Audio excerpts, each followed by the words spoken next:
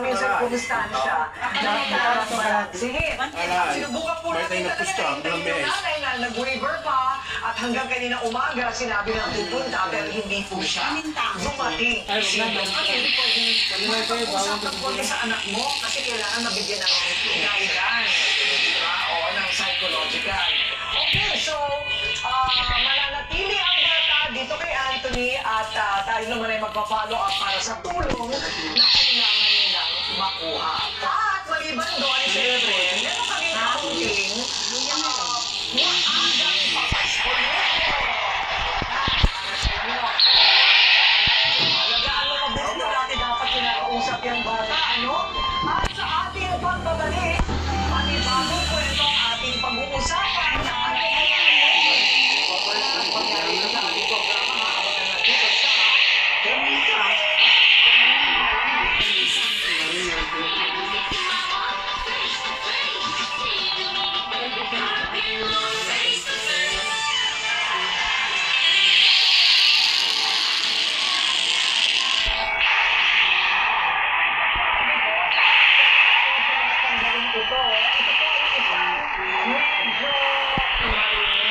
medyo may amoy na reklamo. Okay, ang mga sabihin, 13 mungin. Ang dami. Mga pusa po ito, madalas daw, dumudumi ang mga pusa na ito sa tapat mismo ng bahay ng nagre-reklamo.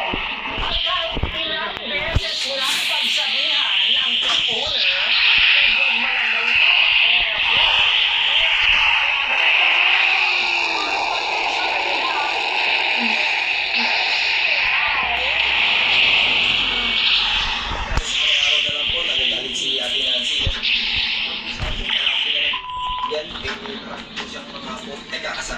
Oo po. Totoo yung sinasabi ni Nancy na araw-araw na maraming tayo dito na pusa yung umaga. Kaya nag-inis natin siya. Pero lagi naman po dito inis natin. Ito kasi may trabaho po siya. Kaya minsan naiwanan mo ko mo. Pero pagkama din naman siya, hindi ko sa mga. Ang mga aso pusa dahil sa kanilang away.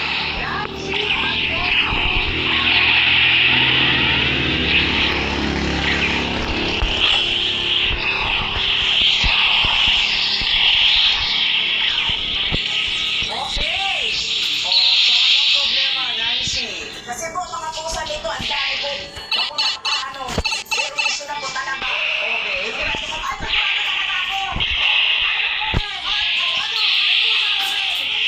May pusa ka lang. Isa lang po. Isa lang kami.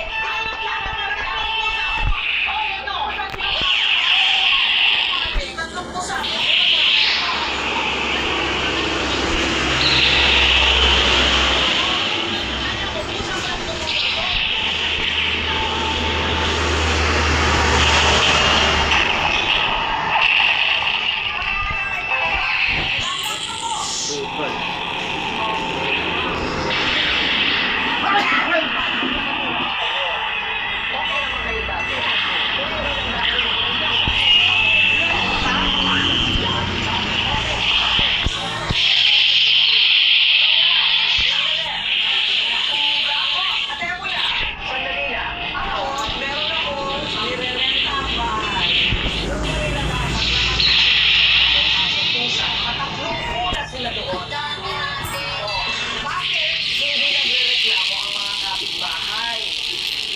Amoy.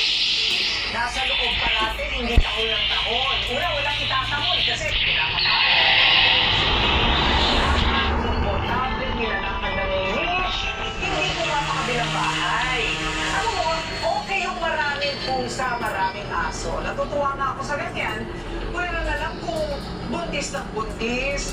Ipakapon na natin.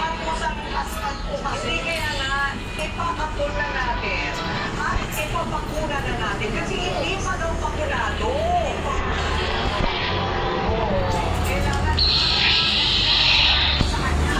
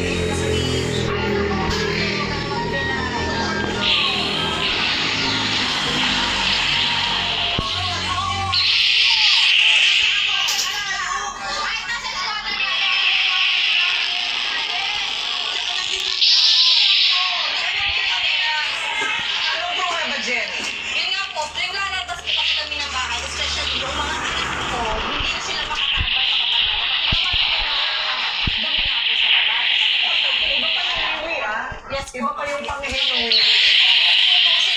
Mas nakaka-permission ko talaga ang pagbilang. 19 lang.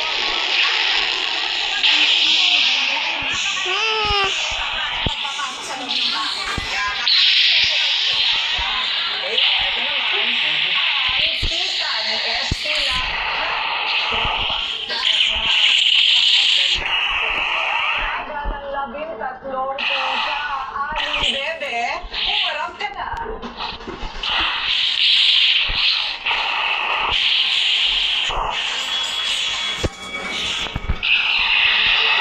May mga pusa rin po kayo. Kasama po yun sa... Ano kasama ko sa mga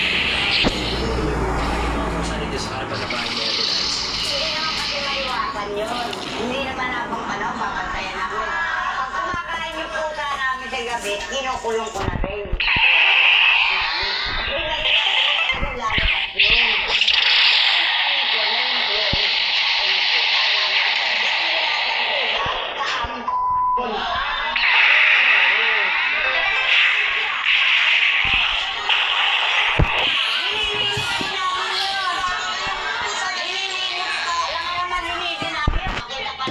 Hindi na yun, lalabas yun. Bakit po kayo nagagalit kung yung mga pusa nito ay nagdudumi nga din po talaga sa ano? Hindi man lahat, pero meron. Pero naman talaga, aminado naman kami doon. Kaya pag sinabi niya na, ayan, pusa mo, tumayo naman dito. Ay, matagal ka na kami yung pusa.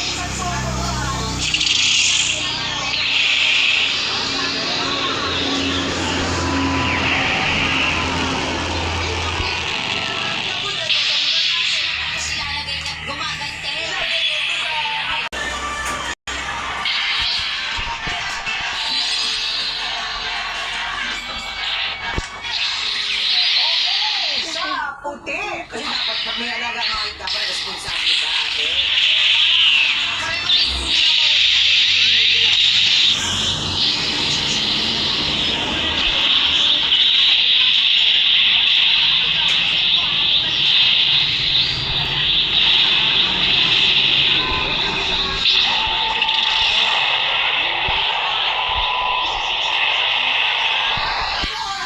Ano oras ka gumigising? Di ba sabi mo, tanghali ka na gumigising?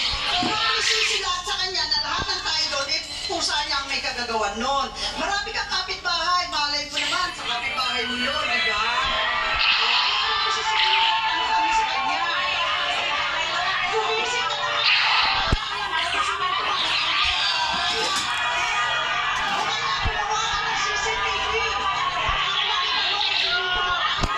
Iba daw ang size ng bahay nila.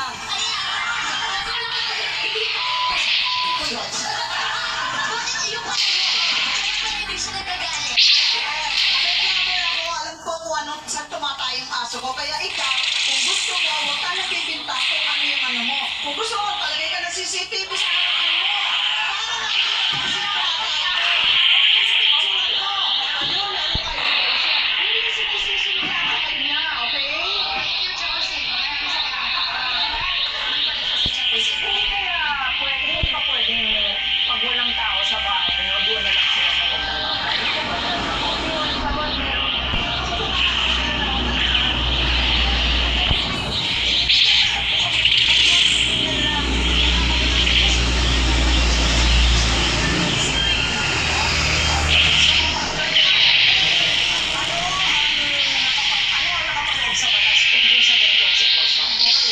Mabilisan lamang po. Para doon po sa mga liabilidad na nakukos ng mga animales, halimbawa nagkaroon po ng injury, nakakamot, o hindi galing din sa dumi. Kasama po ng Article 283 ng ating civil code, yun po, yung possessor ng animal at damages. Ngayon po, pangalawang parte naman, para naman sa mga pusa, kayo po,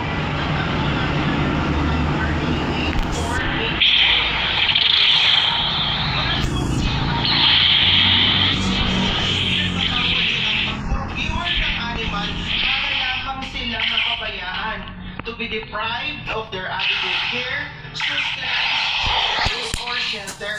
Ibig sabihin mo, hindi sapat na mahal lang natin yung pet kung wala naman mo tayong sapat na kakayanan at magsasuffer lamang ang buhay buhay nila. Yung po nangyayari sa mga pusa na ito, tulad na nga ng sabi ninyo, ay nakakulong, imagine mo, 13 na nakakulong mo sa isang bahay lamang na napakaliit. Maaaring hindi pa nakakakain, sabi ninyo, walang inumin, walang anumang dapat sana bibigyan. Ay maaari po itong pumasok dito sa kababayaan to provide adequate Section 6 ng animal welfare. Kaya naman po, maging responsable po tayo na po, kung tayo kukuhanin mga animals, kaya natin ituloy natin kung ipukulong mo lamang sila, ay maaari na lamang na ipaampun sila sa iba o hindi kaya ipamigay doon sa tao na makakapag-alaga sa kanila upang maiwasan natin ang paglabag sa batas. Yun lang po, maraming salamat.